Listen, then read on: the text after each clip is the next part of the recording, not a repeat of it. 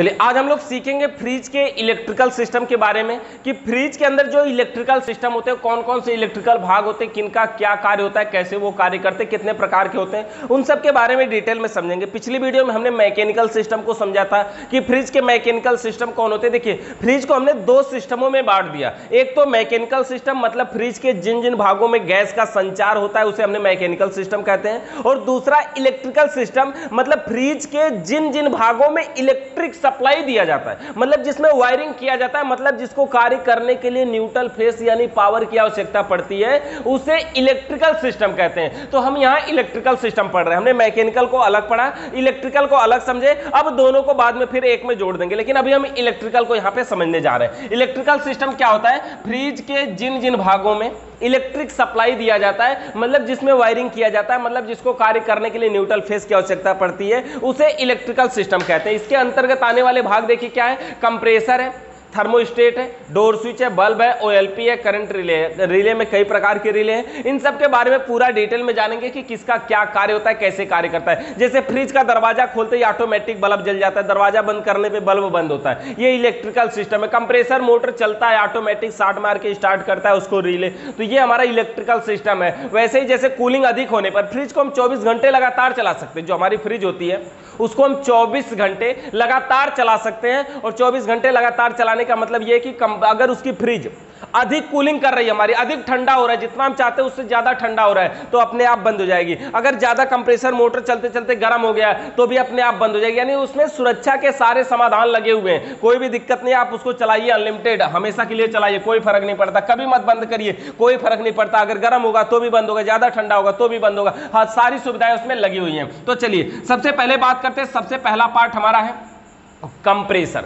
सबसे महत्वपूर्ण पार्ट है हमारा, और सबसे पहला पार्ट हमारा है कंप्रेसर। कंप्रेसर बिल्कुल मनुष्य के मस्तिष्क की भांति कार्य करता है। कंप्रेसर को हमने बहुत कई डिटेल में बताया था। कंप्रेसर के लिए हमने स्पेशल 2-3 वीडियो बना दिया कंप्रेसर के अलग अलग पार्टों के लिए। तो कंप्रेसर है क्या? एक प्रकार का मोटर है, नाम ही इसका होता है कंप्रेसर मोटर। ये एक प्रकार का मोटर, इसके अंदर मोटर है, और किसी भी मोटर की जब हम बाइंडिंग करते हैं तो उससे टोटल 3 तार निकलते हैं ना, जिसमें एक कॉमन होता है, एक रनिंग होता है और एक स्टार्टिंग होता है। चाहे वो सीलिंग फैन हो, टेबल फैन हो, फराटा फैन हो, room cooler, Tullu pump motor, सभी मोटरों के हमने मोटर बाइंडिंग में ये सीखा ना कि मोटर में 3 तार निकलते हैं कंप्लीट, जिसमें एक कॉमन, एक रनिंग और एक स्टार्टिंग। नहीं तो 4 भी निकलते हैं तो 2 को जोड़ के कॉमन बना लेते हैं, और जब एक कॉमन निकलता है तो रनिंग और स्टार्टिंग 2 निकलते हैं। टोटल 3 तार निकलते हैं किसी भी मोटर से। तो उसी तरह से इस मोटर से भी 3 तार निकलते हैं, जिसमें एक होता है कॉमन, एक होता है रनिंग और एक होता है स्टार्टिंग। इस मोटर को अगर ऑन करना हो, चलाना हो, तो हम चला सकते हैं। मोटर को चलाने के लिए क्या करना होगा? ये न्यूट्रल है और फेस। क्या है? न्यूट्रल और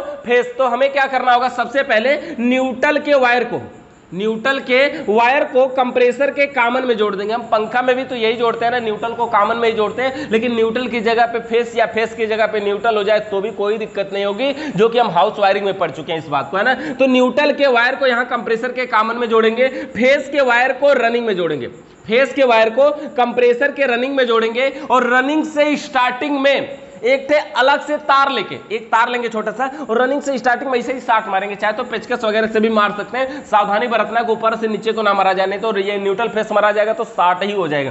तो रनिंग से स्टार्टिंग में एक अलग से तार लेंगे और शार्ट मार के ऐसे ही शार्ट मारेंगे, मोटर स्टार्ट हो जाएगा। शार्ट मार के ऐसे चिपका के छोड़ना नहीं है, शार्ट मार के हटा लेना है, मोटर चलता रहेगा, यानी झटका देना है सिर्फ।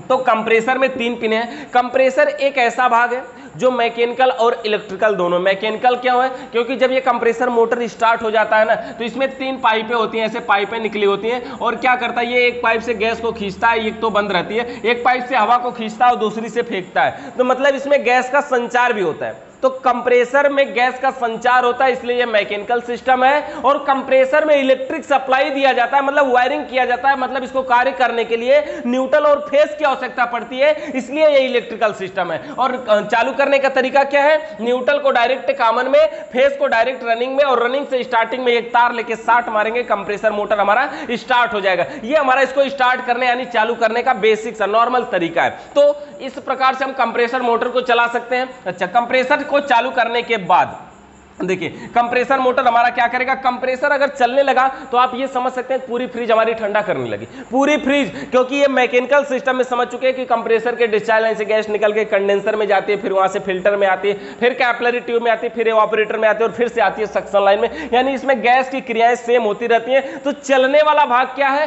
सिर्फ मोटर, यानी ये मोटर चलेगा तो फ्रिज हमारी ठंडा करेगी, बस ये मोटर चलेगा तो फ्रिज हमारी ठंडा करेगी। ये हो गया हमारा कंप्रेसर मोटर। अच्छा, कंप्रेसर मोटर के बाद अगला पार्ट इसमें हमारा क्या, देखिए थर्मोस्टेट। थर्मोस्टेट ये क्या होता है, थर्मोस्टेट एक प्रकार की स्विच होती है, हम आपको दिखाते हैं थोड़ा सा। देखिए ये एक थर्मोस्टेट है, ऐसा एक थर्मोस्टेट एक प्रकार की स्विच होती है, आपको ये चीज देखने को नहीं मिलेगा। ये कहां लगा होता है, फ्रिज का जब हम दरवाजा खोलते हैं ना, तो ये कूलिंग को कंट्रोल करने के लिए ऐसे एक स्विच लगी होती है, ऐसे गोल में घूमती है, रोटरी स्विच होती है, इसको हम गोल में घुमाते हैं, सेट कर सकते हैं कि हमें कितना ठंडा चाहिए, ये कूलिंग को कंट्रोल करने का काम करती है। अब देखिए, अब ये नहीं कह सकते कि नहीं हमारी फ्रिज है, हम उसको बहुत ज्यादा ठंडा करवाना चाहते हैं, नहीं यार हम जो कुछ भी रखेंगे सबको जमा देना चाहते हैं, ऐसी बात तो है नहीं। नहीं ना, अभी किसी भी चीज को जो कूलिंग करवाना है वो भी तो नॉर्मल करवाना है कि कितना हम ठंडा करवाना चाहते हैं। बहुत ज्यादा ठंडा पानी को रख देंगे बिल्कुल बर्फ बना देगा, पीने में आएगा, पीने में ही नहीं आएगा। दाल आपने रखा खाने वाली चीज को और बाद में रखे निकालते समय देख रहे जम गई, अब ला थोड़ी से फोड़िए, एक एक पीस मारिए, समझ गए ना। मतलब ये क्या हुआ कि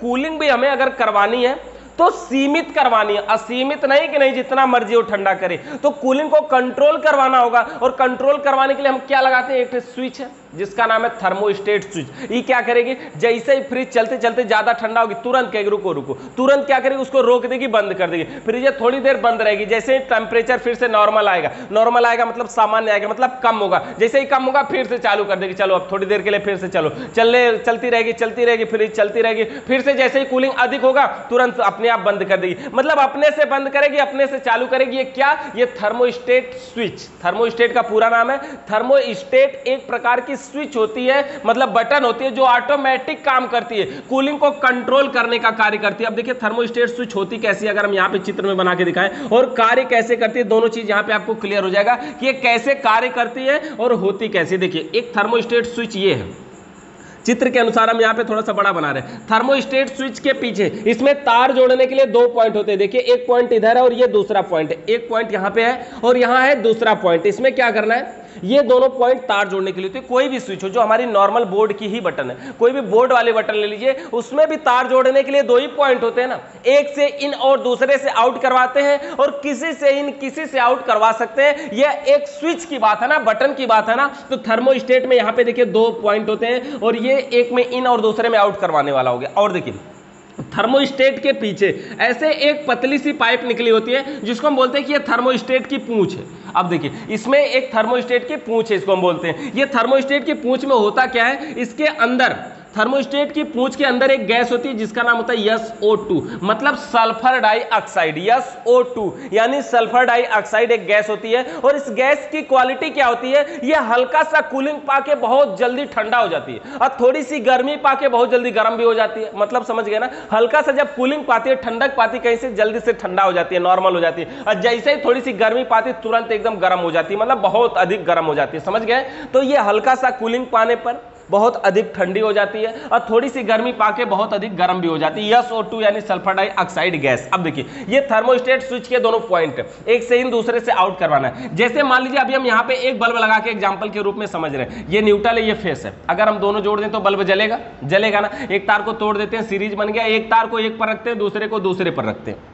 अब देखिए इस अवस्था में ये हमारा बल्ब जलेगा कि नहीं जलेगा, अभी तो नहीं जल रहा है। अगर ये दोनों पॉइंट टच हो जाए तो बल्ब जलने लगेगा। कैसे, एक पॉइंट से लाइट दूसरे पॉइंट पे अगर पहुंच जाए तो ये हमारा बल्ब जलने लगेगा, यही होगा ना। अब देखिए इसमें क्या हुआ, अब अगर हमें इसको क्या करना है कि यही दोनों पॉइंट को टच करवाना है। होता क्या इसमें बनावट है, इसके अंदर एक पत्ती और यहाँ लगी होती है ऊपर की साइड में और एक पत्ती यहाँ लगी होती है नीचे की साइड में। देखिए हमने ऐसे तिरछे तिरछे लाइन खींच दे रहे हैं, मतलब समझिए ये कॉपर की पत्ती है और इसमें विद्युत का संचार होता है। ये कॉपर की पत्ती है और इसमें विद्युत का संचार होता है। अब देखिए इसका संपर्क यहां से हो गया, इसका संपर्क यहां से। अब अगर ये दोनों टच हो जाए तो बल्ब जलेगा।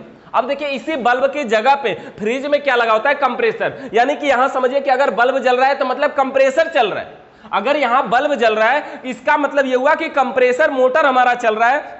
तो देखिए ये ऊपर वाला पॉइंट अगर नीचे से टच होगा तो यहाँ पे हमारा बल्ब जलेगा। अब इसको भी हम हटा देते हैं, अभी ये भी नहीं टच है। इसको क्या करना है, ये जो थर्मोस्टेट की पूंछ है ना, ये थर्मोस्टेट की पूंछ जो है इसके अंदर SO2 गैस, इसका संपर्क यहां से इस पत्ती से होता है। अब पत्ती के बाद इसमें ऐसे इस प्रकार से एक स्प्रिंग की टाइप का लगा होता है, पत्ती के बाद इसी प्रकार से इसमें एक स्प्रिंग की टाइप लगा होता है और नीचे आकर के इसमें भी एक पत्ती लगी होती है ऐसे, और ये जो स्प्रिंग लगी होती है इसको हम बोलते हैं बेलोज, और ये जो नीचे पत्ती लगी होती है इसको हम बोलते हैं डायफ्राम। तो इसका पूरा नाम हम क्या बोलते हैं? बेलोज व डायफ्राम। देखिए ये याद करने वाली बात हो गई, ये समझने कैसे आएगा, बेलोज व डायफ्राम, यानी कि बेलोज व डायफ्राम नाम की थर्मोस्टेट के अंदर पत्ती लगी होती है। अब देखिए है जो स्प्रिंग होती है ना, स्प्रिंग ऐसे ऐसे घूमी होती है, ये स्प्रिंग का नाम होता है बेलोज, बेलोज, और जो नीचे पत्ती लगी होती है उसका नाम होता है डायफ्राम। तो दोनों को मिला के क्या बोल देंगे? बेलोज व डायफ्राम। यानी थर्मोस्टेट के अंदर कौन सी पत्ती लगी होती है? बेलोज व डायफ्राम नाम की पत्ती लगी होती है। अब देखिए ये होता क्या है, ये नॉर्मली इसमें टच नहीं है नीचे की साइड में, ये ऊपर ही है, एक नीचे वाले में टच नहीं है। अगर ये पत्ती नीचे वाले में टच हो जाए तो ये बल्ब जलने लगेगा। इसकी बनावट ऐसी, मतलब ये स्प्रिंग वाला जो पॉइंटर है इसमें भी विद्युत का संचार होता है, यानी इसी के द्वारा लाइट एक पॉइंट से दूसरे पॉइंट पे जाएगी। अभी तक की बात समझ में आई?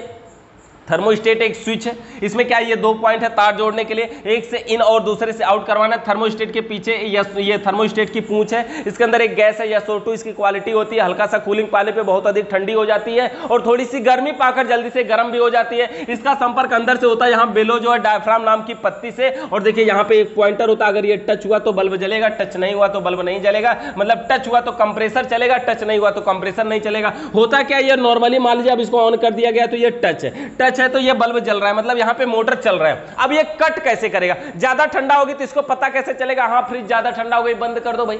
नहीं, बंद तो करता है ये थर्मोस्टेट, लेकिन इसको पता कैसे चला? तो पता करने के लिए यही कहा लगा है, थर्मोस्टेट के पीछे इसकी पूंछ, हमने आपको दिखाया ना, थर्मोस्टेट के पीछे उसकी पूंछ लगी होती है, ये वाला, ये जैसे देखिए ये थर्मोस्टेट स्विच है, तार जोड़ने के लिए अभी देखिए इसमें 3-3 पॉइंट आपको दिख रहा है ना, ये एसी का है, हम फ्रिज वाला आपको दिखाएंगे, उसमें 2 ही पॉइंट, मतलब सेम बनावट होगी, बस ये तार जोड़ने के लिए जो पॉइंटर होंगे वो 2 होंगे, एक से इन और दूसरे से आउट करवाते हैं। और देखिए यहाँ पर ये एक पतली सी पाइप निकली है ना, ये थर्मोस्टेट की पूंछ है और इसी के अंदर SO2 गैस होती है। अगर ये गैस कभी उड़ जाए या लीक हो जाए या पाइप टूट जाए तो इस पूरे थर्मोस्टेट को बदलना पड़ता है, इसमें आप दोबारा से फिल नहीं कर सकते, दोबारा से भर नहीं सकते। तो ये थर्मोस्टेट स्विच है। अच्छा, थर्मोस्टेट स्विच में ये थर्मोस्टेट की पूंछ हो गई, इसको लगाते कहाँ है थर्मोस्टेट की पूंछ को? देखिए जो हमारी फ्रिज होती है, मैकेनिकल सिस्टम में हमने समझा कि फ्रिज में ठंडा क्या करता है? केवल एवापोरेटर। क्या ठंडा करता है? सिर्फ एवापोरेटर, और बाकी सब तो उसकी वजह से ठंडा हो जाते हैं ना। वो एवापोरेटर मतलब कूलिंग कॉइल, मतलब फ्रिज का दरवाजा खोलते जो सबसे ऊपर लगता है ना, जिसमें हम बर्फ जमाने के लिए पानी वगैरह के लिए रखते हैं ना, वही वाला पार्ट को एवापोरेटर बोलते हैं। तो ये एवापोरेटर है, जैसे मान लीजिए ये एवापोरेटर हो गया, यहाँ पे क्या है? एवापोरेटर, एवापोरेटर, ये हो गया एवापोरेटर। अब फ्रिज में ठंडा क्या होता है? एवापोरेटर। अब जब एवापोरेटर में ये थर्मोस्टेट की पूंछ टच होती है, क्या होती है? टच होती है, किसी प्रकार का ज्वाइंट या बेल्डिंग नहीं है, सिर्फ उसमें टच है, मतलब सटी हुई है, और सिर्फ टच होने के कारण जब एवापोरेटर ठंडा होगा तो थर्मोस्टेट की पूंछ भी ठंडी होगी ना, जब उसमें टच है। तो जब कोई लोहा यहाँ पे अगर गर्म होता है, हम पकड़ लेते तो हम भी गर्म होते हैं ना, मतलब पता चलता है ना कि गर्म है। उसी तरह से जब ये एवापोरेटर ठंडा होगा तो थर्मोस्टेट की पूंछ सिर्फ उसमें टच होने के कारण, मतलब सटी होने के कारण ये भी ठंडी होगी। और जब ये पूंछ ठंडी होगी ना तो इसके अंदर जानते हैं गैस कौन सी है? SO2, मतलब सल्फर डाइऑक्साइड, और उस गैस की क्वालिटी होती है हल्का सा कूलिंग पाके बहुत ज्यादा ठंडा हो जाती है। और जब वो गैस ठंडी होती है, मतलब एवापोरेटर ठंडा होता है, एवापोरेटर में थर्मोस्टेट की पूंछ टच होने के कारण उसकी पूंछ ठंडी होती है, और जब पूंछ ठंडी होती है तो ये गैस ठंडी होती है। और जब इस गैस ठंडी होती है, इस गैस की कूलिंग का प्रभाव यहां इन पत्तियों पर पड़ता है, और जब ये पत्तियां ठंडी होती है तो क्या होती है? सिकुड़ने लगती है। जब ये पत्तियां ठंडी होती है तो क्या होती है? सिकुड़ने लगती है।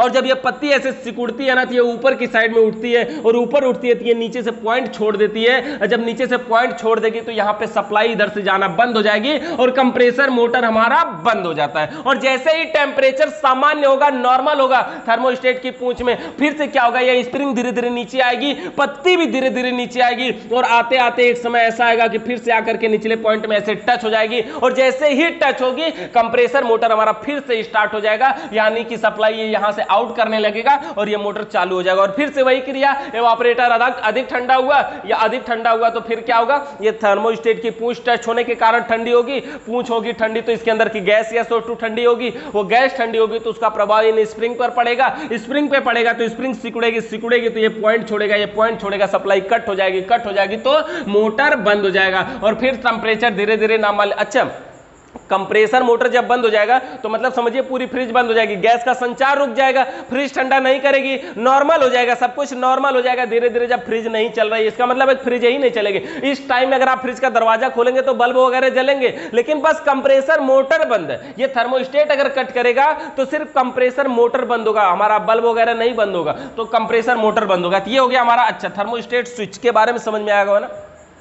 थर्मोस्टेट स्विच एक प्रकार की स्विच है। थर्मोस्टेट का कार्य क्या है, कूलिंग को कंट्रोल करना। कैसे करता है, फ्रिज अगर आवश्यकता से अधिक ठंडा करती है तो ऑटोमेटिक तरीके से सप्लाई को बंद कर देता है, कौन, थर्मोस्टेट, और फिर से टेम्परेचर सामान्य होने पे फिर से उसको चालू कर देता है, कौन, ये थर्मोस्टेट। थर्मोस्टेट की पूंछ में कौन सी गैस होती है, यह SO2 यानी सल्फर डाइऑक्साइड। थर्मोस्टेट में कौन सी पत्ती लगी होती है, बेलोज व डायफ्राम। थर्मोस्टेट में तार जोड़ने के लिए कितने पॉइंट बने होते हैं, 2 पॉइंट बने होते हैं, एक से इन और दूसरे से आउट करवाना होता है, किसी से इन किसी से आउट करवा सकते हैं। थर्मोस्टेट की पूंछ कहां टच होती है, इवेपोरेटर में टच होती है। अगर देखिए कोई समस्या लेके सर हमारी फ्रिज है और फ्रिज हमारी आवश्यकता से अधिक ठंडा कर रही है, बहुत ज्यादा ठंडा कर रही है, इसका मतलब क्या हुआ, ये थर्मोस्टेट खराब है, ये थर्मोस्टेट कूलिंग को कंट्रोल नहीं कर पा रहा है, या फिर ये थर्मोस्टेट की पूंछ इवेपोरेटर से टच नहीं होगी। अगर ये टच नहीं रहेगा, थर्मोस्टेट नया भी रहेगा तो क्या फर्क पड़ता है, ये ठंडा होगा ये इसको बता ही नहीं पाएगा, ये टच नहीं है तो इसको पता नहीं चलेगा, ये पता चलता तब ना ये यहां तक सूचना देता, हाँ भैया अरे आगे तो बहुत ज्यादा ठंडा हो गया, जल्दी बंद करो, जल्दी बंद करो, ये बोलता तब ना जाकर के। लेकिन अगर ये इससे दूर रहेगा, टच ही नहीं रहेगा, तो इसको खुद ही नहीं पता ये अगले को क्या बताएगा ना। तो मतलब ये थर्मोस्टेट की पूंछ जो है ये यहां से अपने मतलब इवेपोरेटर की कूलिंग को थर्मोस्टेट में बताता है कि अच्छा इतना ठंडा हो रहा है, ज्यादा ठंडा होगा तो बंद करवाएगा उसको, है ना। तो ये थर्मोस्टेट की पूंछ हो गया ना, कूलिंग कंट्रोल सिस्टम ये है। यानी हमारी फ्रिज अगर चलते चलते आवश्यकता से अधिक ठंडा करती है तो ऑटोमेटिक सप्लाई को कट कर देता है। आप देखिए एक चीज और आपको यहीं पे बता देते हैं, थर्मोस्टेट में ना आप देखे होंगे कि उसमें ऐसे नंबर सेलेक्ट करते हैं 1 2 3 4 5 खटका पे। अब ये भी मन में डाउट रहेगा कि आखिर जब हम 1 नंबर पे इसको घुमाते हैं तो ये जल्दी कट कर देता है, 2 नंबर पे घुमाते हैं तो थोड़ा ज्यादा कूलिंग होने तक कट करता है, 3 नंबर पे घुमाते हैं और ज्यादा कूलिंग होने पर कट करता है, 4 नंबर पे घुमाइए और अधिक कूलिंग करवाएगा, 5 पे घुमाइए बहुत अधिक कूलिंग करवाएगा, या तो फिर डायरेक्ट कर देगा, मतलब पूरा फुल कूलिंग करने दीजिए ना। इसका मतलब यही हुआ ना, आप बहुत ज्यादा ठंडा चाहते हैं। तो ऐसी अवस्था में ये जो स्विच घुमाते हैं तब इस पर कैसे प्रभाव पड़ता है, देखिए उसको समझने के लिए अगर आप बारीकी से समझेंगे तो आपको समझ में आएगा। यहां से हमने पत्ती का नाम वगैरह मिटा दिया, ये पत्ती भी मिटा देते हैं, इसी के अंदर इतने दूर में आपको समझ में आ जाएगा। देखिए इसके अंदर होगा क्या, अगर हम दूसरे कलर के मार्कर से बनाते हैं, इसके अंदर होगा क्या, देखिए ऐसे एक इसमें ये हमारी रोटरी स्विच है, ये इसमें रोटरी स्विच लगी होती है ना, ऐसे गोल घुमाने वाले 1 2 3 4 5 ऐसे रोटरी स्विच हो गई। अच्छा इसके अंदर ये पत्ती लगी होती है, ये स्प्रिंग है समझिए यहां से आई है और इसी के ऊपर यहां से ला करके इसी के ऊपर हम ऐसे ऐसे स्प्रिंग की तरह बना रहे हैं, ऐसे है इसी के ऊपर, और इस प्रकार से ये नीचे पत्ती लगी हुई ऐसे में है ये।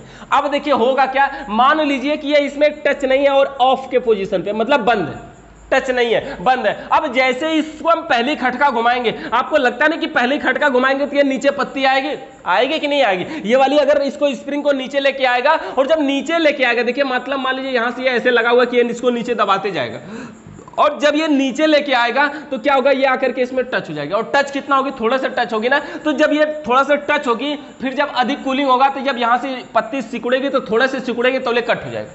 लेकिन अगर इसको 2 3 मतलब 5 खटका मान लीजिए घुमा दिया गया तो ये क्या होगी, ये स्प्रिंग और इसी पे आके दबा देगी, इसी पे आके दबा देगी। अब बाद में जब सिकुड़ेगी तो इतना सिकुड़ के इतना उठ भी जाएगी, तभी नीचे टच रहेगा, और उठेगी तब भी टच रहेगा, अब उठेगी तब जाके छोड़ेगा। अच्छा बहुत देर में छोड़ रहा है, मतलब समझ रहे हैं ना कि अधिक जैसे यार वो स्प्रिंग नहीं होता है, बच्चे इस समय ऐसे ऐसे करके खेलते हैं, स्प्रिंग होता है मतलब ऐसे उठाते हैं तभी नीचे तक इतना बड़ा हो जाता है, छोड़ देते हैं एक ही पे सब आके बैठ जाता है, मतलब एक स्प्रिंग पे दूसरा आके तीसरा आके चौथा आके उसी पे बैठ जाता है। मतलब क्या हुआ, जब अगर अच्छा इतनी बड़ी स्प्रिंग उठाने तक की है, अब यहां से उठाए तो ये छोड़ रहा है मान लीजिए, तो ये क्या होगा, क्या इतने दूर उठाएंगे तो छोड़ देगा, ये नहीं ना छोड़ेगा। तो इतना दूर उठाने के बाद कितना स्प्रिंग सिकुड़े, जल्दी छोड़ेगा नहीं, बहुत ज्यादा सिकुड़ेगी तब जाके छोड़ेगा ना। उसी तरह से जब ये स्प्रिंग 1 राउंड 2 राउंड सिकुड़ती है, जैसे एक खटका घुमाए तो समझिए 1 राउंड आके टच हुई, अब 1 राउंड टच हुई तो 1 राउंड सिकुड़ेगी तो कट हो जाएगा। अब अगर इसको घुमा दिया आपने 2 बार तो 2 राउंड टच हुई ना, अब 2 राउंड सिकुड़ेगी तब ना जाके कट होगा। उसी तरह से 3 खटका घुमाए तो 3 राउंड टच हुई, 3 राउंड अब सिकुड़ेगी तब ना जाके उठेगा ऊपर। इस प्रकार से हमारी स्विच काम करती है। इसको हम खटके के हिसाब से इसी प्रकार से देर में कट करती है, जल्दी कट करती है। ये हमारी थर्मोस्टेट स्विच, यानी देखिए थर्मोस्टेट हमारे 2 प्रकार के होते हैं। एक चीज और क्लियर कर दें, थर्मोस्टेट स्विच जो होती है ये हमारी 2 प्रकार की होती है। एक थर्मल बल्ब थर्मोस्टेट होता है, एक बायोमेटालिक थर्मोस्टेट होता है। थर्मल बल्ब थर्मोस्टेट और बायोमेटालिक थर्मोस्टेट। ये जो थर्मोस्टेट हमारा है ना, ये थर्मल बल्ब थर्मोस्टेट है। इसको क्यों थर्मल बल्ब थर्मोस्टेट का कार्य कूलिंग को कंट्रोल करने के लिए होता है, मतलब ये कूलिंग कंट्रोल करती है। और जो बायोमेटालिक थर्मोस्टेट होता है वो हीटिंग को कंट्रोल करती है, मतलब गर्मी को कंट्रोल करती है। मतलब अगर ये जो जैसे गीजर वगैरह है ना, जहां पानी को गर्म करने के लिए लगता है, पानी आवश्यकता से अधिक गर्म होता है तो ऑटोमेटिक सप्लाई को कट कर देता है, तो वो उनमें लगा होता है। लेकिन यहाँ कूलिंग की बात है तो यहाँ पे जो हम थर्मोस्टेट यूज करते हैं इसका नाम है थर्मल बल्ब थर्मोस्टेट, जो कि कूलिंग को कंट्रोल करने का कार्य करता है। ये हमारा हो गया थर्मोस्टेट। अच्छा, थर्मोस्टेट के बाद इसमें हमारा जो तीसरा पार्ट है उसको देखिए। इसमें तीसरा जो पार्ट हमारा है door switch. Door switch, door का मतलब दरवाजा और स्विच यानी दरवाजे में लगने वाली स्विच। इसकी क्वालिटी क्या होती है कि फ्रिज का दरवाजा खोलते ही बल्ब जलता है और दरवाजा बंद करते ही बल्ब बंद हो जाता है ना। बचपन में ऐसे बल्ब को दबा करके दरवाजे को बंद करके देखते होंगे नहीं, और बल्ब बंद कब होता है पता नहीं चलता है, बंद कब होता है। बंद होता भी है कि नहीं होता है कैसे पता नहीं चल पाता ना। लेकिन अभी तो आप बेसिक से पता लगा सकते हैं। मोबाइल के कैमरा ऑन करके रख दीजिए अंदर, बंद करके खोल लीजिए, लाइट बंद हुई थी कि नहीं हुई थी पता चल जाएगा। ऐसे भी ना बेसिक जुगाड़ वाला काम है ये। लेकिन आप उसको डोर स्विच को ऐसे हाथ के अंगूठे से दबा करके भी देख सकते हैं बंद हो रहा है चालू हो रहा है। डोर स्विच, दरवाजे पे लगने वाली स्विच, इसका कार्य क्या है? इसका कार्य ये होता है कि फ्रिज के अंदर लगे बल्ब को ऑन ऑफ करने के लिए, मतलब जलाने और बुझाने के लिए हम डोर स्विच का यूज करते हैं। अब ये कार्य कैसे करती है देखिए, काफी जबरदस्त है कि डोर स्विच आखिर कैसे कार्य करती है। सब स्विच, सारी स्विचें, अभी तक हम जितने भी स्विचें यूज करते हैं, कोई भी स्विच हो, जैसे गाड़ी का हॉर्न तक देख लीजिए या कोई भी स्विच हो, जब हम उसको दबाते हैं, जब हम उसको दबाते हैं तो वो चालू होता है और जब हम छोड़ देते हैं तो वो बंद होता है। यही होता है ना, जैसे हमारे हाथ वाली लाइट है, स्विच को दबाए रखेंगे बल्ब लाइट हमारी जलती है, उजाला मिलता है हमारा, और जैसे स्विच को छोड़ देते हैं तुरंत क्या होता है, लाइट बंद हो जाती है। लेकिन ये जो स्विच है ये उसके विपरीत है, उल्टा है। मतलब जब तक दबाए रखेंगे बंद रहेगी, एकदम लाइट उजाला नहीं देगी, और जैसा ही छोड़ेंगे पूरा उजाला हो जाएगा, मतलब सप्लाई आउट करने लगेगा। ये स्विच उसकी उल्टा है। सोचिए कि अगर इस स्विच को गाड़ी के हॉर्न में लगा दिया जाए तो क्या होगा जानते हैं? ये क्या होगा, हॉर्न जो हमारा है ना वो लगातार जलेगा, हमेशा हॉर्न जो हमारा बजेगा, हमेशा बजेगा। बंद कब होगा? जब दबाएंगे। हो गया ना उल्टा, जब दबाएंगे तो बंद होगा, मतलब समझ रहे। अब हम बजाने की कोशिश कर रहे हैं तो अब वो बंद हो जाएगा, और जब छोड़ देंगे तो हमेशा हॉर्न बजेगा, हमेशा बजेगा। मतलब ये उल्टा काम करता है ये स्विच तो कोई भी हो, उसमें तार जोड़ने के लिए 2 ही पॉइंट मिलते हैं ना, चाहे कोई भी स्विच हो तार जोड़ने के लिए 2 ही पॉइंट मिलते हैं। उसी प्रकार से इसमें भी 2 पॉइंट मिलेंगे। देखिए इसका एक नोब पॉइंट होता है, ये स्विच है, ये स्विच का नोब पॉइंट है। देखिए नोब का मतलब ये हुआ, ये वो पॉइंट है जिसको हम दबाएंगे। यहाँ पे देखिए जैसे ये हमारा हाथ का अंगूठा है, ये हाथ का अंगूठा है, ठीक है, इससे हम इसको दबा रहे हैं। जैसे डोर स्विच की नोब को दबाएंगे, इसमें होगा क्या, यहाँ पे देखिए ये पॉइंटर देखिए, थोड़ा सा इसको हम इधर करते हैं, और इसके अंदर स्प्रिंग लगी होती है। स्प्रिंग देखिए, जैसे कि देखिए यहाँ पे इसमें सबसे पहले तो पत्ती लगी होती है। देखिए ये जो रेड कलर में हम बना रहे हैं, इसके अंदर समझिए ये विद्युत का संचार होता है, मतलब पावर जाती है। ये 2 पत्ती हो गई, एक ऊपर और एक नीचे, इसमें विद्युत का संचार होता है। ये 2 पत्ती हो गई, एक पत्ती इसमें और होती है जो यहाँ से ऐसे ऊपर से नीचे तक होती है, एक पत्ती और होती है और इसमें ऐसे ऊपर से नीचे तक होती है। अब इसी पत्ती के पीछे ये जो पत्ती है, 3 पत्ती यहाँ पे लग गई है। देखिए ये किसी में कोई टच नहीं, ये सब अलग है, 3 पत्ती टच है। उसके बाद देखिए यहाँ पे क्या है, यहाँ पे पीछे लगी हुई है एक स्प्रिंग। ये क्या लगी है? स्प्रिंग। क्या लगी है? स्प्रिंग, मतलब दबाने पे दबेगी, ये स्प्रिंग हो गई। अब होता क्या है कि अब अगर हमें यहाँ पे बल्ब लगाना, जैसे ये हमारे पास एक बल्ब हो गया, एक न्यूट्रल और फेस, अगर दोनों दे दें तो बल्ब जलेगा। तार को तोड़ दें यहाँ से बल्ब नहीं जलेगा, दोनों को फिर से सटाएं तो बल्ब जलेगा, दोनों को हटा ले तो बल्ब नहीं जलेगा। इसी के एक तार को एक पर जोड़ते हैं, दूसरे को दूसरे पे जोड़ते हैं। ये डोर स्विच का नोब है, एक तार को एक पर जोड़ते हैं और दूसरे को दूसरे पे जोड़ते हैं। और जब हम इस डोर स्विच की नोब को हाथ के अंगूठे से दबाएंगे तो क्या होगा, जो हाई वाली बीच वाली पत्ती ये देख रहे हैं ना, ये और अंदर आएगी, अंदर आएगी ना। जब दबाएंगे तो इस शाफ्ट के साथ ये जो नोब पॉइंट है इसके साथ और अंदर आएगी, अंदर आएगी तो क्या ये एक पॉइंट दूसरे से टच हो पाएगा? नहीं होगा ना। जब नहीं होगा तो सप्लाई आउट नहीं होगी, नहीं आउट होगी तो हमारा बल्ब नहीं जलेगा, मतलब बंद रहेगा। और जैसे ही हाथ के अंगूठे को हटाएंगे यानी डोर स्विच का नोब पीछे की तरफ जाएगा। क्यों पीछे जाएगा? क्योंकि ये पीछे स्प्रिंग लगी हुई है ना, ये उसको धक्का देगी, और जैसे ही धक्का देके आगे भगाएगी तो क्या होगा, इतना आगे तक जाएगा कि ये इसी पे जाके रुक जाएगा। इधर से ये टच हो जाएगा, इधर से ये टच हो जाएगा, और जो विद्युत है है वो यहां से होकर के इस पत्ती से होकर के इस पत्ती से होकर के आउट होने लगेगी और जो हमारा बल्ब है वो ऑन हो जाएगा। इस प्रकार से हमारी क्या कार्य करती है, डोर स्विच। समझ में आ गया? डोर स्विच का मतलब क्या हुआ, ये उल्टा कार्य करती है। अगर हम डोर स्विच आपको दिखा दे, देखते हैं, देखिए देखने में ऐसी है, महंगी नहीं मिलती, 10-15 रुपए की आ जाती है डोर स्विच। फ्रिज में लगने वाले बल्ब को ऑन ऑफ करने के लिए ये डोर स्विच का प्रयोग किया जाता है। तार जोड़ने के लिए देखिए इसमें ये 2 पॉइंट है, ये इसका नो पॉइंट है, इसको ऐसे दबाते हैं तो ये ऐसे दबती है, देख रहे हैं ना, इस प्रकार से इसको हम ऑन ऑफ करते हैं, मतलब दबाते हैं तो ये दबती है। ये हमारी क्या है, डोर स्विच। डोर स्विच दरवाजे पे लगने वाली स्विच, इसका कार्य क्या होता है, फ्रिज के अंदर लगे बल्ब को ऑन ऑफ करने के लिए हम डोर स्विच का प्रयोग करते हैं। कंफर्म है? फ्रिज के अंदर लगे बल्ब को ऑन ऑफ करने के लिए हम डोर स्विच का प्रयोग करते हैं। ये हो गया हमारा डोर स्विच। क्लियर है? कोई डाउट? अच्छा, डोर स्विच का कार्य क्या होता है, बल्ब को ऑन ऑफ करना। मिटा देते हैं, इसको हटा देते हैं, डोर स्विच हमारा क्लियर हो गया। अच्छा, एक चीज और समझ सकते हैं, बल्ब, ये जो नेक्स्ट पॉइंट है बल्ब, ये भी हमारा क्लियर, इसमें कोई डाउट नहीं है। बल्ब नॉर्मल बल्ब होता है। अभी अच्छा बल्ब दिखाते हैं आपको। बल्ब जो होता है इसमें छोटा सा बल्ब होता है, 8 से 15 वाट का यूज हम बल्ब का करते हैं। देखिए जैसे देखिए ये हमारा बल्ब है, ये हमारा बल्ब है। इस प्रकार से देखिए बल्ब की साइज भी थोड़ी सी 2-3 आती है बड़ी बड़ी, और ये चूड़ीदार बल्ब है। देखिए जैसे गाड़ी के हेडलाइट वाला बल्ब देखने में लग रहा होगा ना, लेकिन ऐसा ही होता है, ये चूड़ीदार बल्ब है। देखिए ऐसे चूड़ीदार, इसका होल्डर कुछ इस प्रकार से होता है जो चूड़ीदार का होता है, ऐसे खोल करके इसको निकाला जा सकता है। देखिए इसी प्रकार से ये बल्ब होता है। और बल्ब, ये जो इतना छोटा सा बल्ब दिख रहा है ना, लेकिन फिर भी 220 वोल्ट की एसी सप्लाई से कार्य करता है। मतलब सीधे लाइट की पावर इसमें दीजिए और सीधे जलाइए, मतलब डायरेक्ट काम करता है। ये इस प्रकार से हमारा बल्ब होता है। इसका होल्डर ऐसे होता है और इसमें से ये देखिए 2 तार निकले, सीधा न्यूट्रल फेस दीजिए और ये जलेगा। मतलब समझिए 8 से 12 वाट का बल्ब होता है। इतना छोटा बल्ब होता है कि 5 वाट की एलईडी का मतलब ये 8 से 12 वाट का बल्ब होता है। 15-15 वाट के बल्ब यूज किए जाते हैं। तो बल्ब क्या होता है, बल्ब में तो कुछ नहीं है, 2 पॉइंट है, ऑन लगाइए पावर में, अगर जल रहा है तो सही है, नहीं जल रहा है तो खराब है। और बल्ब बस, हाँ बात रही क्वालिटी की, तो ये इस प्रकार से होता है, चूड़ीदार बल्ब होता है। चूड़ीदार के अलावा इस समय डिजाइन चेंज होती जा रही है, और भी अलग अलग तरीके के बल्ब आ रहे हैं, लेकिन कोई फर्क नहीं पड़ता। कोई भी बल्ब हो उसमें न्यूट्रल फेस पहुंचेगा तो वो जलेगा। ठीक है, बल्ब के बाद इसमें देखिए 5वें नंबर पे हमारा क्या है, OLP। OLP मतलब ओवरलोड प्रोटेक्टर। ओवरलोड प्रोटेक्टर मतलब सुरक्षा करने वाला, ओवरलोड होने पे सुरक्षा करता है। जानते हैं ये बेसिक सी चीज है। फ्रिज में बहुत सारी समस्या आती है, लोग कहते हैं ऑटो कट हो जाती है, या 5 मिनट चलती है अपने आप बंद हो जाती है, 5 मिनट आधा घंटा चलती है अपने आप बंद हो जाती है। वो कौन करता है, OLP, ओवरलोड। या तो लाइट कम रहेगी तब भी ये कट करता है, या लाइट आवश्यकता से अधिक रहेगी तब भी ये कट करता है, या फिर ये खराब हो जाता है तभी जल्दी जल्दी कट कर देता है। तो ये OLP है, ओवरलोड प्रोटेक्टर। या कंप्रेसर मोटर चलते चलते आवश्यकता से अधिक गर्म हो जाएगा तब भी अपने आप बंद हो जाएगी। इसके अंदर देखिए OLP भी कई तरह की होती है, बनावट और डिजाइन के अनुसार कई तरह की होती है। दिखाते हैं आपको OLP 1-2 देखिए, जैसे ये देखिए, ये भी एक OLP है, ये एक OLP है। OLP कुछ नहीं होती, इसमें तार जोड़ने के लिए 2 पॉइंट होते हैं, एक से इन और दूसरे से आउट करवाइए, सीधा काम करेगा। देखिए ये भी एक OLP है, ये भी बनावट के हिसाब से अलग तरीके की, इसमें भी एक से इन और दूसरे से आउट करवाना होता है। OLP चाहे कैसी भी हो, कार्य उसका वही होगा। जैसे अगर एक OLP ढक्कन की तरह है ना, ये इस प्रकार से, तो इसमें तार जोड़ने के लिए यहाँ पे 2 पॉइंट है।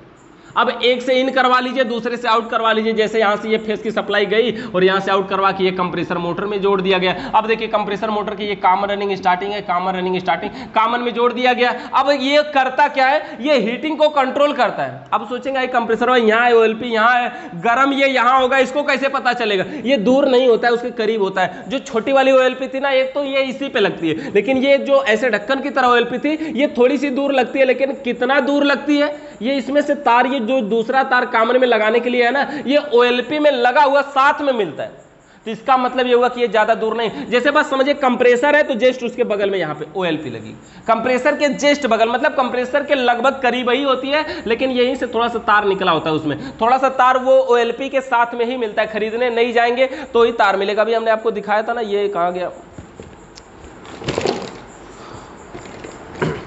जैसे देखिए, जैसे ये OLP है, इतना बड़ा ये ब्लैक कलर का तार आपको दिख रहा है ना, ये जो तार है ये अलग से हमने नहीं जोड़ा, ये इतना बड़ा तार मिलता है। यानी कि कंप्रेसर मोटर से इतना दूर ये वाली OLP रहती है, और जो दूसरी व्हाइट वाली OLP थी वो तो डायरेक्ट उसी के कॉमन पे ही चिपका दिया जाता है, कॉमन पे ही सीधे सीधे लग जाती है। OLP का कार्य क्या है, हीटिंग को कंट्रोल करना। यानी कि अगर ये हीट हो रही है, आवश्यकता से अधिक कंप्रेसर मोटर गर्म हो रहा है, अपने आप सप्लाई को कट कर देगा, और जैसे ही टेम्परेचर सामान्य होगा फिर से अपने आप चालू भी कर देगा। मतलब है ना जादू, कमाल की बात है ना कि अपने से बंद कर देगा। गर्म होगा तो कंप्रेसर को अच्छा ये गर्म हो रहा है मतलब कट करो, और जैसे ही ठंडा हो गया चलो भैया फिर से स्टार्ट करो इसको, तो फिर से उसको चालू भी कर देगा। तो इस प्रकार से हमारा OLP कार्य करता है। इसका नाम होता है ओवरलोड प्रोटेक्टर। जिस प्रकार से हमारे नॉर्मल टुल्लू पंप मोटर वगैरह में ऑटो कट लगता है, ऑटो कट मतलब समझ रहे हैं ना कि मोटर चलते चलते आवश्यकता से अधिक गर्म होता है तो अपने आप बंद हो जाता है, फिर से नॉर्मल होता है अपने आप चालू हो जाता है, उसमें ऑटो कट लगता है। उसका जो ऑटो कट होता है उसकी बाइंडिंग में बांध दिया जाता है, लेकिन इसका जो ऑटो कट है वो 12वां OLP के रूप में अलग से लगाया जाता है। तो ये हो गया हमारा OLP यानी ओवरलोड प्रोटेक्टर। अब देखिए लास्ट हमारा पॉइंट, हमारा सबसे बड़ा पॉइंट है ये, इसीलिए हमने इसको लास्ट में रखा है। इसका नाम है करंट रिले। करंट रिले, इसका क्या नाम है? Current relay. रिले, रिले शब्द जब आ जाए माइंड में समझ लीजिए कि ये कोई काम करता होगा और ऑटोमेटिक करता होगा। जैसे हमने ये हाउस वायरिंग में भी पढ़ा था कि इन्वर्टर में रिले लगा होता है। रिले क्या करता है? लाइट आने पे ऑटोमेटिक लाइट से कन्वर्ट कर देता है, लाइट के कट जाने पर ऑटोमेटिक सारे उपकरण इन्वर्टर से स्टार्ट हो जाते हैं, है ना। तो वो जो ऑटोमेटिक काम करता है वो कौन करता है? रिले करता है। रिले शब्द जब भी आए, कहीं पर भी रिले प्रयोग किया जाता हो, किसी भी उपकरण में रिले प्रयोग किया जाता हो, रिले शब्द जब भी आए समझिए कुछ करता होगा या ऑटोमेटिक करता होगा, इसको हमें करवाने की जरूरत नहीं है। तो रिले शब्द जब भी आए तो ये क्या करता है? ये ऑटोमेटिक तरीके से कार्य करता है। और रिले हमारे देखिए यहां पे हमने 4 प्रकार में लिखे हैं। कौन कौन से? नंबर 1 पे हमारा ओपन टाइप रिले, नंबर 2 पे हमने लिखा है बॉक्स टाइप रिले, नंबर 3 पे लिखा है LMS रिले और नंबर 4 पे PTC रिले। चारों को समझते हैं बारी बारी से। सबसे पहला रिले हमारा ओपन टाइप रिले। अभी समझिए, जैसे देखिए हमने सबसे पहले यहां पे एक कंप्रेसर मोटर बनाते हैं या कंप्रेसर मोटर बनाते हैं। ये यहां पे हमारा ये है कंप्रेसर मोटर। कंप्रेसर मोटर में 3 पिने हैं, कॉमन है, रनिंग है और स्टार्टिंग। ये कॉमन है, ये रनिंग है, ये स्टार्टिंग है। हमने आपको चालू करने का तरीका क्या बताया? न्यूट्रल को कॉमन में जोड़ना है, फेस को रनिंग में जोड़ना है, रनिंग से स्टार्टिंग में एक तार लेके शार्ट मारना है, कंप्रेसर मोटर स्टार्ट हो जाएगा। ये जो शार्ट मारने वाला काम हम कर रहे हैं ना, क्या हम फ्रिज में जाएंगे बार बार शार्ट मारने? जब फ्रिज को बटन चालू करेंगे जाएंगे शार्ट मारने, पता चला हमें को शार्ट मार दे। तो क्या करना है? इसके लिए क्या करते हैं? इसमें रिले लगा देते हैं कि चलो भैया तुम अपने काम पे लग जाओ, तुम्हारा काम यही है कि खाली जब हम चालू करेंगे तुम शार्ट मार के स्टार्ट कर देना, बाकी सारे काम होते रहेंगे। तो इसमें होता क्या है रिले में? देखिए इस प्रकार से रिले का देखिए हम चित्र यहाँ पे थोड़ा सा बड़ा बना रहे हैं ताकि इसके मतलब इसके अंदर के फीचर समझ में आए कि कौन कौन सी पत्ती होती है और किधर किधर आके टच होती है। इस प्रकार से देखिए ऐसे रिले की बनावट है। वो थोड़ी सी जगह की बात है कि नीचे अभी हो जाएगा। तो ये हमारा रिले है और रिले में देखिए ये जो ओपन टाइप रिले है उसकी बनावट देखिए कुछ इस प्रकार से। ये है open type relay. Open type relay यहाँ पे देखिए उल्टा दिख रहा है ना पान की तरह। हम आपको रियल में भी दिखा देते हैं होता कैसा है। ये वाला रिले है, देखिए ये वाला रिले है। इसमें देखिए इसकी बाइंडिंग ओपन टाइप रिले इसको क्यों बोलते जानते हैं? जो बाइंडिंग की गई है ना, तार देख रहे हैं लपेटा गया है, ये तार इसको ओपन है, खुला हुआ है, बाहर से दिखाई दे रहा है, इसीलिए इसको हम ओपन टाइप रिले बोलते हैं। देखिए यहाँ पे ऐसे ऐसे इसमें तार लपेटा गया और इसके अंदर एक पोल पॉइंट निकला हुआ है। पोल पॉइंट मतलब ये वो पॉइंट है जिसमें हम सप्लाई देंगे और 2 छिद्र बने होते हैं जिसमें एक होता है रनिंग का और दूसरा होता है स्टार्टिंग का। एक होता है रनिंग का और दूसरा होता है स्टार्टिंग का। और रनिंग से स्टार्टिंग पे शार्ट मारने का काम ये खुद करता है। देखिए अच्छा थोड़ा सा हम रेड कलर का यूज कर लेते हैं। ये यहाँ से यहाँ तक एक पत्ती लगी होती है। ये जो पत्ती लगती है ना इसको हम बोलते हैं, ये प्लंजर नाम की पत्ती लगी होती है। ये रनिंग से स्टार्टिंग में शार्ट मारने का काम करती है। इसका ये वाला हो गया पोल पॉइंट। ये भी देखिए रेड कलर में, मतलब विद्युत का संचार इसमें होता है। ये करती क्या है? इसके अंदर देखिए यहाँ से ये रनिंग पे है और ये स्टार्टिंग पे है। रनिंग पे तो ये डायरेक्ट टच है, स्टार्टिंग पे टच नहीं है। ये होता क्या है? अब देखिए ये जो फेस की सप्लाई है ना, अब हम फेस की सप्लाई को इस पोल पॉइंट पे देंगे। इसमें पोल पॉइंट कहाँ है? देखिए ये रिले हमारा है। रिले का ये जो पॉइंटर देख रहा है ना, ये साइड में एक पॉइंट, यही पोल पॉइंट है, मतलब इसी में सप्लाई देना है। ये सप्लाई देने वाला पॉइंट है और इसमें ये 2 छिद्र बने हुए हैं ना, ये जो दोनों छिद्र है ये रनिंग और स्टार्टिंग के हैं। मतलब है जो दोनों छिद्रवा बने इसमें ये रनिंग और स्टार्टिंग के, और इसको सीधा उठा के इस रनिंग और स्टार्टिंग पे खोस दिया जाएगा। ये दोनों देख रहे हैं छिद्र बने, इसको सीधा उठा के कंप्रेसर पे खोस दिया जाएगा तो ये लग जाएगा। तो बस इसमें पावर देना और ये ऑटोमेटिक शार्ट मार के स्टार्ट करेगा। इसको ऐसे हिलाएंगे ना, इसमें छोटी सी पत्ती होती है, देखिए शायद आवाज सुनाई दे रही हो, ऐसे थोड़ी सी पत्ती होती है और वो पत्ती क्या होती है? उसमें प्लंजर नाम की यही पत्ती आवाज करती है। अगर ऐसे हिलाते हैं तो ये ओपन टाइप ही सिर्फ आवाज करता है। तो इस प्रकार से आप देखिए जैसे इसमें पावर देंगे, ये जो बाइंडिंग की हुई बाहर दिख रही है ना ऐसे लपेटा हुआ, इससे क्या होता है? इसमें मैग्नेट बनता है और जैसे ही इसमें पावर जाती है तुरंत मैग्नेट इतना बनता है कि ये रनिंग से स्टार्टिंग में जो नीचे पत्ती ऐसे लटकी है ना, तुरंत ऐसे जाके शार्ट मार देती है। शार्ट मारती है तो कंप्रेसर मोटर स्टार्ट हो जाता है, फिर से ही आती है नीचे ऐसे लटक जाती है। जैसे ही है वैसे ही पोजीशन पे आ जाती है। मतलब केवल 60 मारने जाती है और चली आती है। तो रिले में कौन सी पत्ती लगी होती है जो 60 मारती है? प्लंजर नाम की पत्ती लगी होती है। ये कौन सा रिले अभी हम समझ रहे हैं? Open type. Open type relay को ओपन टाइप रिले नाम ऐसा क्यों है? क्योंकि इसकी बाइंडिंग ओपन है, मतलब खुली हुई है, मतलब बाहर से दिखाई दे रही है, इसलिए हम इसको ओपन टाइप रिले के नाम से जानते हैं। ये कौन सा रिले हमारा हो गया? Open type relay. मतलब इसकी बाइंडिंग ओपन है, खुली हुई है, बाहर से दिखाई दे रही है, इसलिए इसको हम ओपन टाइप रिले के नाम से जानते हैं। कंफर्म हो गया? ये हमारा कौन सा रिले है? ओपन टाइप रिले है। देखिए ऐसे रनिंग से स्टार्टिंग में जाके 60 मारता है और इसकी बनावट कुछ इस प्रकार से होती है। रनिंग और स्टार्टिंग के लिए इसमें 2 छिद्र बने होते हैं, पोल पॉइंट होता है जिसमें हम फेस की सप्लाई देते हैं। ये वाला पॉइंट हो गया ओपन टाइप रिले, ठीक है, ओपन टाइप रिले। और कोई भी रिले हो, सभी रिले का मेन काम यही होगा, रनिंग से स्टार्टिंग में 60 मारना। अब देखिए ओपन टाइप रिले जब हम यहां लगाएंगे तो ओएलपी भी, ओपन टाइप रिले के साथ हमारा ओएलपी भी प्रयोग किया जाता है ना। और ओएलपी कहां लगाता है? हम कॉमन में लगाते हैं। यहां बीच में लगा देंगे, ये सप्लाई एक से आएगी, दूसरे से होकर के कॉमन में जाएगी। अगर हीटिंग हुआ तो यहां ओएलपी कट कर देगी, कॉमन में सप्लाई नहीं पहुंचने देगी। और कॉमन में एक न्यूट्रल नहीं पहुंचेगा, खाली फेस से थोड़ी ना मोटर चलेगा। जब भी चलेगा न्यूट्रल फेस दोनों से चलेगा ना, एक ही अकेला अपने आप से कुछ नहीं कर सकता। उसके बाद देखिए उसी तरह से यहाँ पे पोल पॉइंट में हमने सप्लाई दिया है, रनिंग से स्टार्टिंग में 60 मारेगा, स्टार्ट करेगा। ये हो गया हमारा ओपन टाइप रिले। दूसरा रिले हमारा है box type relay. Box type relay, देखिए दूसरे नंबर पे ये हमारा है ना बॉक्स टाइप रिले। ये क्या होता है? ये देखने में ही बॉक्स के आकार का होता है। बॉक्स, एक बॉक्स के आकार का देखने में ही होता है। और ऐसे मतलब होता है ना चौकोर, जैसे एक बॉक्स होता है ना, कोई बॉक्स ऐसे होता है, ये चौकोर बॉक्स के आकार का। और इसमें होता क्या है, ये थोड़ा सा अगर इसकी साइज को हम बड़ा करने की कोशिश करते हैं, ये थोड़ा सा बड़ा बनाते हैं, ऐसे देखिए ये बॉक्स के आकार का हो गया, ये बॉक्स टाइप रिले। इसमें होता क्या है? इसमें सीधे 3 छिद्र बने होते हैं, 3 छिद्र सीधे सीधे बने होते हैं, और जिसमें एक कॉमन, एक रनिंग और एक स्टार्टिंग।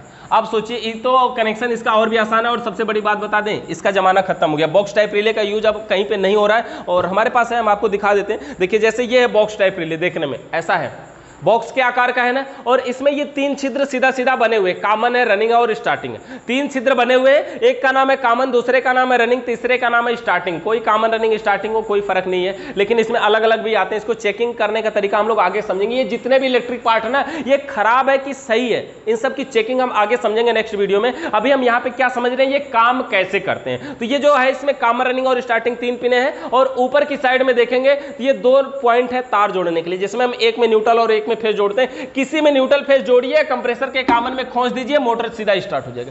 किसी में ये जो दोनों पॉइंट है, न्यूट्रल फेज जोड़िए, इसको कंप्रेसर में लगा दीजिए, मोटर हमारा सीधा स्टार्ट हो जाएगा। तो ये 3 पॉइंट हो गए कॉमन, रनिंग, स्टार्टिंग के। तार जोड़ने के लिए इसमें 2 पॉइंट होते हैं। तार जोड़ने के लिए इसमें 2 पॉइंट होते हैं, जिसमें एक का नाम होता है L1 और दूसरे का नाम होता है L2। ये जो L1 L2 हम बोल रहे हैं ना, ये इस पे लिखा भी होता है। देखिए यहाँ पे शायद आपको दिख रहा होगा L2 लिखा है, यहाँ पे देखिए L2 लिखा है, और यहाँ पे देखिए L1 लिखा है। तो L1 और L2 इस पे लिखा होता है। अब देखिए L2 का संपर्क जो होता है वो कॉमन से होता है, अंदर अंदर की बात है अभी।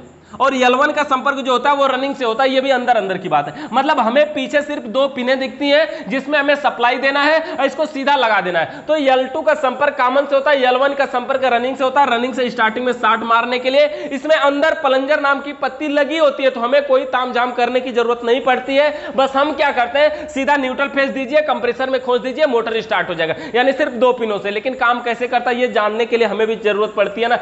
L2 का संपर्क कॉमन से होता है, ये जानिएगा। L1 का संपर्क रनिंग से होता है। इसका ये मतलब हुआ कि L2 वाले पॉइंट में हम न्यूट्रल जोड़ेंगे, न्यूट्रल जोड़ेंगे तभी तो न्यूट्रल कॉमन तक पहुंचेगा। L1 वाले में हम फेस जोड़ेंगे तभी तो रनिंग वाले में फेस पहुंचेगा। तो इस प्रकार से हम फेस और न्यूट्रल जोड़ेंगे। L2 में न्यूट्रल है, L1 में फेस है। ये हो गया हमारा कौन सा रिले? Box type relay. देखने में ही बॉक्स के आकार का है, इसलिए हम इसको बॉक्स टाइप रिले के नाम से जानते हैं। कार्य सभी का वही रहेगा। बॉक्स टाइप रिले के साथ अलग से OLP का प्रयोग नहीं करना पड़ेगा, क्योंकि उसके अंदर OLP लगी होती है। बॉक्स टाइप रिले के साथ अलग से OLP का प्रयोग नहीं करना पड़ेगा, क्योंकि उसके अंदर OLP लगी होती है, इसलिए अलग से OLP का प्रयोग नहीं करना पड़ेगा। उसके बाद तीसरे नंबर पे हमारा LMS रिले, LMS मतलब लाइट मेन स्टार्टिंग। LMS का मतलब क्या हो गया? Light main starting. इस प्रकार से एक रिले है, और ये इसमें तार जोड़ने के लिए 3 पॉइंट हो गए।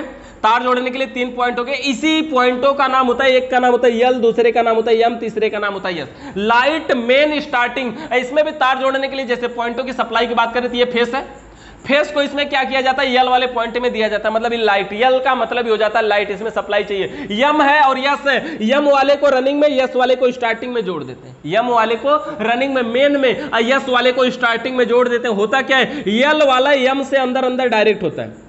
अब इसका मतलब क्या हुआ कि फेस डायरेक्ट रनिंग में पहुंच रहा है। जो हमारा तरीका है देखिए वही चलेगा, सब में चलेगा वही, बस केवल ये बनावट डिजाइन चेंज हो जा रही है, इसलिए मॉडल समझने में थोड़ी सी दिक्कत है। क्या कोई दिक्कत नहीं है। फेस का वायर देखिए यल वाले में दिए, हम ये बता रहे कि यल वाला और यम अंदर से दोनों डायरेक्ट होते हैं। इसका क्या मतलब हुआ, यम वाला ही रनिंग से टच होता है तो मतलब फेस डायरेक्ट रनिंग में पहुंच गया। और रनिंग से स्टार्टिंग में यानी यम से यस तक इसमें शार्ट मारने के लिए इसमें प्लंजर नाम की पत्ती लगी होती है, जो यही होती है। जब शार्ट मारती है तो स्टार्टिंग पे भी पावर पहुंचती है, स्टार्टिंग पे भी पहुंचती है तो मोटर स्टार्ट हो जाता है, स्टार्ट हो जाता है तो फिर ये पत्ती हट जाती है। कौन सी पत्ती है, प्लंजर नाम की पत्ती। रिले में कौन सी पत्ती प्रयोग किया जाता है, प्लंजर नाम की पत्ती प्रयोग किया जाता है, जिसका कार्य क्या होता है, रनिंग से स्टार्टिंग में शार्ट मार के स्टार्ट करता है, रनिंग से स्टार्टिंग में शार्ट मार के स्टार्ट करता है। कौन, प्लंजर नाम की पत्ती। ये कौन सा रिले हो गया हमारा, एलएमएस रिले। इसका भी यूज बहुत कम किया जाता है, सबसे ज्यादा यूज किया जाता है ये जो लास्ट हमारा है ना पीटीसी रिले, ये जो लास्ट रिले पीटीसी रिले। देखिए ये जो पीटीसी रिले है ना, ये कई साइज में आता है यार, बनावट में, डिजाइन में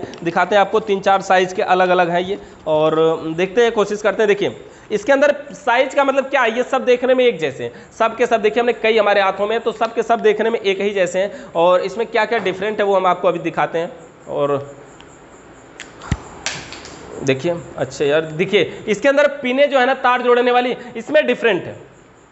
जो तार जोड़ने के लिए पिने हैं उसमें डिफरेंट है। देखिए ये 4 पिन है ना, 1 2 3 4, इसमें भी देखिए, इसमें देखिए एक ही पिन है, तो ये 1 पिन में भी आता है, 2 पिन में भी आता है, 3 पिन में भी आता है और 4 पिन में भी आता है। ऐसे आता है, 1 पिन में भी है, 2 पिन में भी है, 3 पिन में भी है, 4 पिन में भी है। अब सोचिए कि जिसमें 4 है उसमें यार कौन कौन सा तार जोड़ा जाएगा, जब इसमें 4 तार जोड़ने के लिए। जब इसमें एक ही है तो एक तो समझ में आता है, हाँ इसमें न्यूट्रल, ये फेस की सप्लाई को जोड़ेंगे। देखिए जब एक है तो इसमें यह समझ में आएगा कि इसमें हम कौन सी सप्लाई जोड़ेंगे। देखिए ये लेफ्ट है कि राइट है, फेस की सप्लाई हम राइट साइड में देते हैं, फेस की सप्लाई इस रिले के राइट साइड में, मतलब दाहिने साइड में हम देते हैं। अब देखिए ये रिले ऐसे उल्टा, कुछ कंप्रेसर में जो कॉमन रनिंग और स्टार्टिंग है ना, ये उल्टा लगता है, जैसे कि कॉमन का पॉइंट ऐसे नीचे होता है, रनिंग स्टार्टिंग ऐसे होते हैं।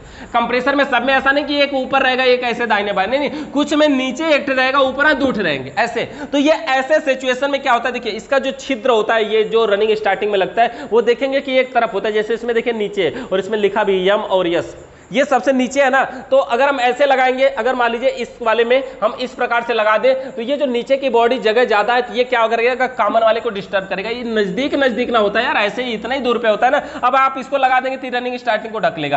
अच्छा इस पोजीशन पे है तब तो यहाँ पे सही है कि कॉमन को खाली छोड़ेगा। इस रिले के साथ OLP का प्रयोग अलग से किया जाता है, क्योंकि ये केवल रनिंग और स्टार्टिंग को कवर करती है। पिनों की बात करें, इसको लगाने की बात करते हैं, थोड़ा सा शुरू से करते हैं। इसको लगाने की बात करते हैं तो देखिए ऐसे ये इसकी बनावट है, समझिए ये इसकी बनावट है। तार जोड़ने के लिए इसमें यहाँ पे एक पॉइंट है, मान लीजिए एक पॉइंट है, तो इसको क्या करेंगे, ये वाला फेस के सप्लाई को ले जाएंगे, यहाँ जोड़ देंगे और इसको सीधा सीधा यहीं पे लगा देंगे। जब भी ये सप्लाई लगती है ना, दाहिने साइड में लगती है, जब भी ये सप्लाई लगती है दाहिने साइड में लगती है, बाएं वाले में नहीं लगती, दाहिने साइड में हमको इसको सप्लाई देना होता है। अब देखिए जब एक पिन है तो हम यहाँ सप्लाई दे देते हैं दाहिने साइड में, और इसको खोज दीजिए, मोटर चलने लगा। अच्छा अगर ये 2 पिन होती तो भी अगर आप ऐसे ही चलाना चाहते हैं तो वहीं खोसिए, 3 है तो भी वहीं खोसिए, 4 है तो भी वहीं खोसिए। देखिए ये जो पॉइंटर है ना, ये जो 4 पॉइंट है, 3 पॉइंट है, 2 पॉइंट है, हमें हर हाल में दाहिने के ऊपर पॉइंट में खोसना चाहिए। और अगर अपने पास ये 4 पिन वाला है, अगर अपने पास, 1 मिनट, अगर बता रहे हैं सर, 1 मिनट,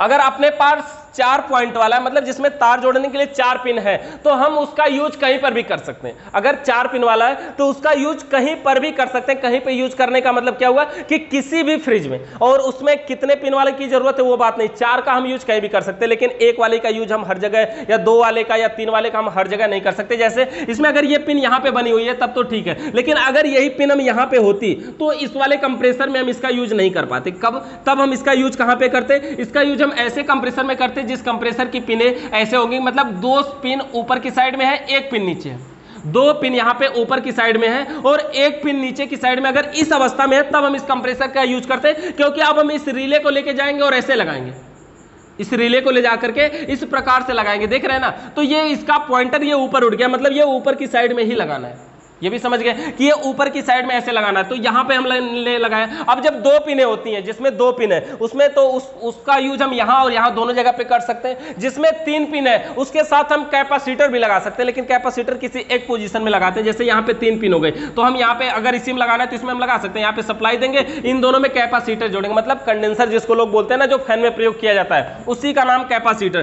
तो अगर तीन पिन है तो हम कैपेसिटर लगा सकते हैं, और कैपेसिटर लगा सकते हैं, लेकिन इस रिले का प्रयोग हम सिर्फ ऐसे कंप्रेसर में कर सकते हैं जिसमें कॉमन का पॉइंट ऊपर हो। और अगर इसमें चार पिन है तो आप इसका यूज कहीं पर भी करिए, क्योंकि चारों जगह पे आपको पिन मिल जाती है। जितने पिन का यूज करना है यूज करिए, बाकी की पिनों को छोड़ दीजिए। और इस रिले की क्वालिटी बता दें, एक साइड की दोनों पिनें एक ही में टच होती है, दूसरी साइड की दोनों पिनें एक ही में टच होती है। ऊपर और नीचे से कोई मतलब नहीं होता, बस तार जोड़ने के पॉइंटों से मतलब होता है। ऊपर और नीचे से कोई मतलब नहीं होता है, बस तार जोड़ने के पॉइंटरों से मतलब होता है। तो इस प्रकार से देखिए, हमारा ये पॉइंट है और ये चार पॉइंट होते हैं, तीन पॉइंट होते हैं, दो पॉइंट होते हैं और एक पॉइंट होते हैं। इस प्रकार से ये हमारा रिले कार्य करता है। इस रिले का हम प्रैक्टिकली बताएंगे तो ज्यादा समझ में आएगा। देखिए, ये कंप्लीट हो गया हमारा इलेक्ट्रिकल सिस्टम।